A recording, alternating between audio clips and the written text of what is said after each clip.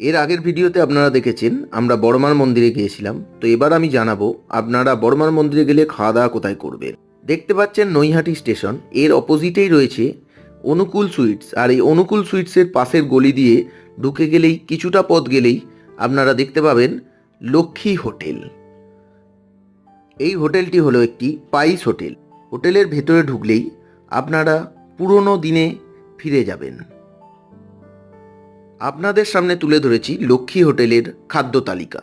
হোটেলে ঢুকলেই আপনারা পাবেন কর্মচারীদের সুব্যবহার এবং মালিকের আতিথেয়তা, এবং বিশেষ কিছু নিয়ম আছে এই লক্ষ্মী হোটেলে, সেইগুলো আপনারা লক্ষ্য করতে পারবেন, যেটি আমি তুলে ধরলাম।